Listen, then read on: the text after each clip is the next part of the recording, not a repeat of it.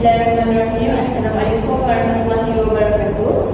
Saya Nurul Putra Akmal binti Muhammad Aziz daripada kelas TKN 5A, nombor matrik 04 DTN 21F 2005. Pada hari ini saya akan membentangkan mengenai etika dan peradaban. Untuk pengenalan etika dan peradaban. Etika dan peradaban ini merupakan perkara yang amat penting dalam masyarakat dan titik beratkan dalam kehidupan kita seharian. Manusia dijadikan Tuhan dengan keupayaan belajar dengan berbagai cara seperti mendengar, melihat dan juga berfikir. Menghayati etika dan peradaban dalam negara dapat menjadikan kita mengenal asal-usul adat istiadat dan juga adat dasar seperti yang ditunjukkan dalam slide dan gambar-gambar tersebut. Definisi etika. Etika dari segi bahasa ialah prinsip moral atau nilai-nilai akhlak yang menjadi pegangan seseorang individu atau sesuatu kumpulan manusia. Manakala dari segi sosiologi ialah satu standard yang menyeluruh mengenai benar atau salah yang menjelaskan apa yang sebenarnya yang perlu dilakukan oleh seseorang manusia. Contohnya, tanggungjawab manfaat kepada masyarakat atau mempunyai sifat-sifat yang baik. Etika boleh juga diterjemahkan sebagai peraturan masyarakat yang terdiri daripada tata tertib dan juga tata susila masyarakat. Contohnya, tradisi, norma kebiasaan. Norma kebiasaan adat, pantangan dan juga nilai masyarakat. Etos, dari segi bahasa bermaksud sifat ciri sesuatu bangsa, budaya, era dan lain-lain. Manakala dari segi sosiologi pula ialah usaha membangunkan bangsa berdasarkan data individu, keluarga dan komuniti berbagai serta berbeza sejarah, etnik, bahasa, agama dan juga budaya. Etiket merupakan adat dan peraturan, bukan kesopanan, terutamanya dalam kehidupan sosial atau dalam profesi tertentu. Definisi peradaban pula ialah sistem dan tahap perkembangan sosial sesuatu bangsa. Istilah peradaban dalam bahasa Inggeris disebut civilization, sering dipakai untuk menunjukkan pendapat dan penilaian terhadap perkembangan kebudayaan. Menurut Konjara Ningrat, peradaban merupakan sebahagian daripada unsur kebudayaan yang halus, maju dan juga indah. Contohnya, kesenian, kepandaian menulis dan juga adat sopan santun pergaulan. Antara istilah yang dirujuk daripada Kamus Pelajar edisi kedua, adab merupakan tingkah laku yang baik. Beradab merupakan baik budi bahasa. Contohnya, orang yang beradab tidak akan meninggikan suara apabila berkata-kata dengan ibu bapanya. Yang ketiga, kurang adab, iaitu kurang sopan atau berkelakuan kasar.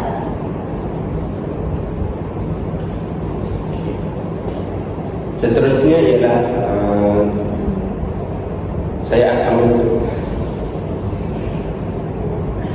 nama saya ialah Muhammad Azul Hafiz bin Muhammad, nombor matrik 04 KM 21F 1998. Saya daripada kelas TKM 6B.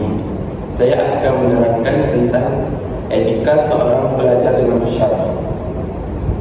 Yang pertama ialah sentiasa menunjukkan sikap hormat kepada pensyarah. Seperti sebagai contoh ialah memberi salam, selalu mengerjakan tugas yang diberikan oleh pensyarah dan juga mengucapkan terima kasih. Sikap yang kedua ialah sentiasa menunjukkan sikap hormat kepada pensyarah.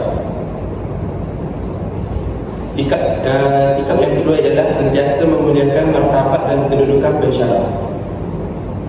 Sebagai contoh, guru sebagai khazanah harta yang tidak ternilai. Martabatnya diletakkan tinggi dalam Islam seperti mana tingginya martabat ilmu.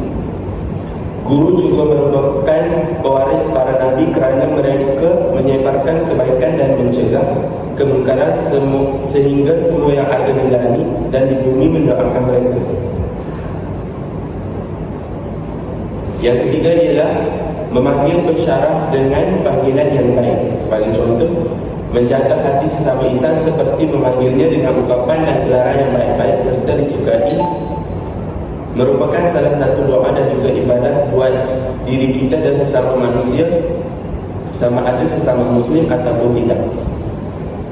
Sebagai contoh, kita sebagai pelajar boleh memanggil dengan gelaran Umi atau Abi dan sebagainya. Yang keempat ialah berinteraksi mengikut kesesuaian masa dan tempat. Kita sebagai pelajar perlulah memilih masa yang baik untuk bertanyakan sesuatu yang tidak difahami dalam pembelajaran kepada pensyarah, seperti membuat temu janji terlebih dahulu dengan pensyarah, tidak mengganggu waktu rehat pensyarah dan sebagainya. Yang kelima ialah tidak meninggikan suara kepada pensyarah, iaitu pertuturan dan mimik muka antara perkara yang amat dijaga sahabat.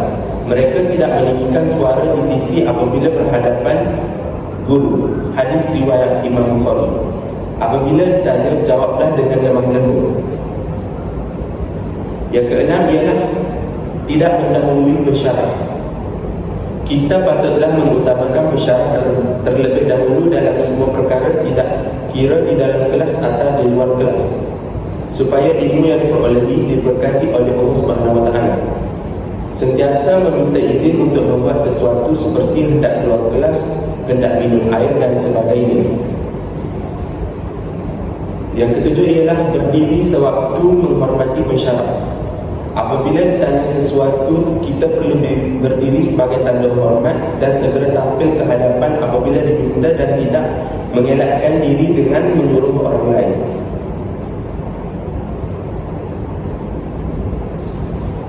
Seterusnya, saya Alina Sarah binti Maknawi, nombor matrik 04 TKM 21F 2003. Di sini saya akan menerangkan tentang faktor yang mempengaruhi pembentukan etika seseorang. Antara faktor-faktor adalah faktor keluarga, faktor rakan sebaya, faktor situasi dan faktor pengalaman. Faktor keluarga adalah pengaruh keluarga memainkan peranan penting dalam pembentukan keluarga. Didikan ibu bapa akan menjadi pegangan hidup kepada anak-anak. Memandangkan hubungan keluarga pertama yang rapat kepada seseorang individu. Perkembangan personaliti remaja dibentuk sejak kecil bersama keluarga dan memberikan pengaruh yang amat besar kepada tingkah laku, sikap dan pemikirannya. Hal ini kerana anak-anak akan mencontohi tingkah laku daripada ibu bapa mereka untuk dijadikan sebagai idola mereka. Contohnya, ibu bapa yang tidak ambil peduli tentang anak-anak menyebabkan anak-anak terasa bebas dan melakukan apa sahaja yang dia mahu. Faktor pengaruh rakan juga. Rakan sebaya merujuk kepada kanak-kanak atau remaja yang sama umurnya. Dikenali sebagai kawan rapat yang menjadi pendengar setia, bersedia untuk membantu dan bersama-sama tatkala sedih maupun gembira. Dengan ini, remaja akan lebih cenderung kepada pengaruh rakan sebaya dan menurut tingkah laku melalui sosial kerana mereka berada dalam proses membebaskan diri daripada ibu mereka. Contoh tingkah laku negatif adalah mengikut rakan-rakan untuk ponteng kelas. Contoh tingkah laku positif adalah mengikut rakan-rakan ke perpustakaan untuk mencari rujukan.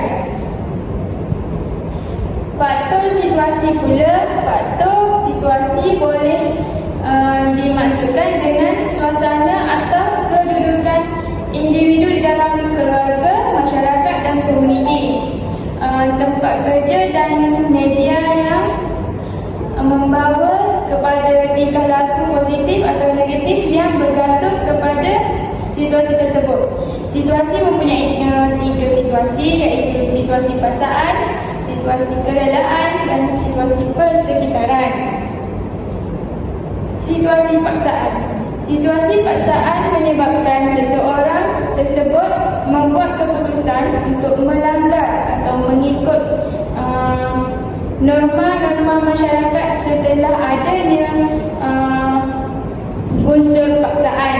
Contohnya, cenderung kepada melakukan pencurian kerana tidak ada pekerjaan untuk membiayai kehidupan mereka. Situasi kerelaan pula, pada situasi ini lebih kepada merelakan sesuatu yang telah berlaku atau yang akan berlaku. Contohnya, apabila dibuli oleh rakan untuk menyiapkan kerja mereka.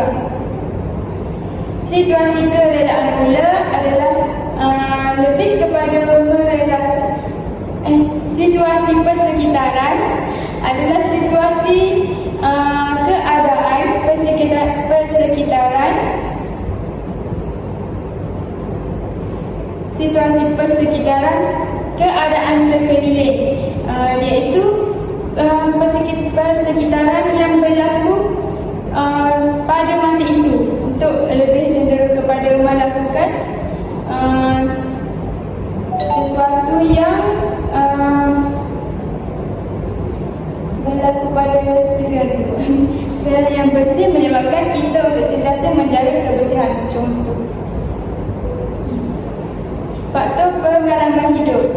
Pengalaman hidup boleh memberi impak positif dan negatif kepada seseorang individu. Contohnya, impak negatif adalah sekiranya perbuatan mengambil rasuah tidak dilaporkan dan tiada tindakan undang-undang diambil, maka seorang individu tersebut akan beranggapan ia tidak menjadi satu kesalahan. Walau bagaimanapun, apabila individu tertangkap dan hukuman akan dikenakan kerana rasuah, beliau akan sedar bahawa mengambil rasuah adalah menyalahi undang-undang. Contoh impak positif pula adalah saling tolong-menolong rakan-rakan atau orang sekeliling kita dengan memberi bantuan ketika mereka berada dalam kesusahan. Itu sahaja pembentangan daripada kumpulan kami. Di sini kami akan